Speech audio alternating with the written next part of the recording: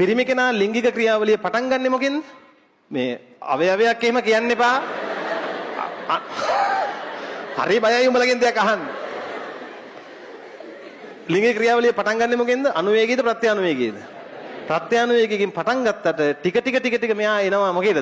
අනුවේගී අවස්ථාවට. අවසානය මොනවා මුදාහැරීමද? ශුක්‍රාණු මුදාහැරීම. ඒකයි. හරි? ඔයාලා මන් දිහා බලන්නවත් එපා. ඒක අපේ කතාවක්.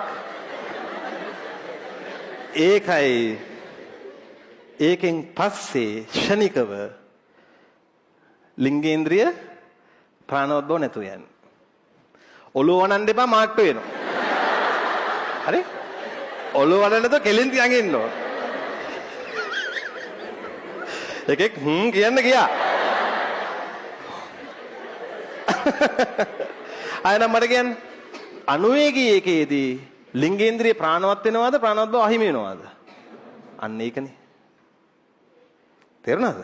ඒකයි. ඉතින් මේවා ඔයාලා දැනගන්න ඕන දේවල්. හේතුව මේ පොතේ තියෙනවා.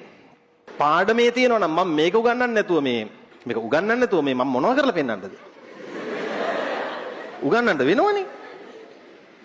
එළියේ ඉන්න මුන් කියනවා මං ගණන් ගන්නෙත් ඒකයි. මට වැඩක් නැහැ. පාඩමේ තියෙනවා. ඒතර මං ඒක ගලපලා දෙන්න ඕන. එහෙනම් පිරිමි කෙනාගේ ඇත්තටම ලිංගික ක්‍රියාව පටන් ගත්තේ මොකෙන්ද ළමයි? ප්‍රත්‍යානුවේගී. ඊට පස්සේ ටික යා මොකේද එනවද? අනුවේගී. අන්තිමට නතර වෙන්නේ මොනවද දාලාද? මොනවද දාලාද? ශුක්‍රාණු උදාහරණ. ඒතර යෝනි මාර්ගයේ මොකක් හරි සිද්ධියක් මොකක්ද ඒ බලවේදී? යෝනි මාර්ග සංකෝචන. ඒක වෙන්නේ දරු ප්‍රසූතියේදී. ඒක එතනදි කරන්නේ නැහැ. ශුක්‍රාණු උදාහරණෙන් ඕන්න මෙන්නකොට මේ යෝනි මාර්ගෙත් මේ සංකෝචන වගේ ඒවා ඉන්නේ. ඒක වෙන්නේ මොන ප්‍රසූතියේදීද? දරු ප්‍රසූතිය. දරු ප්‍රසූතියේදී ගෑනු ළමයෙකුට එන්නේ ඇත්තටම ප්‍රත්‍යානුවේගීද අනුවේගීද? අනුවේගී. ලොකු එනර්ජියක් තියෙන. ඇයි නෝනේ කියලා මිනිහා මෙබුණොත් කරකවල ගන්න යතට. ඔයාට රිදෙනවද? මර. හරි. කරකවල ගන්න. ළමයා ඉපදෙනකන් අහම ඉරලා ඉන්නේ. එළියට දාන්නේ නැහැ ඌ. තෝ එනවද? තෝ කරපුවා තමයි මේ ඔක්කොම.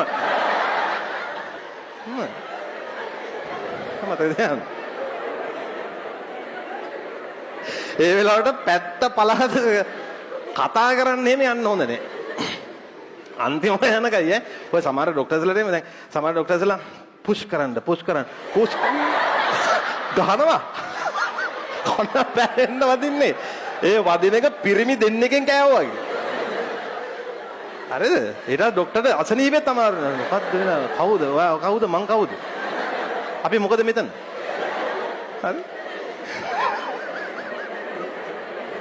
කන්න පැන්නේ ගාන්නේ.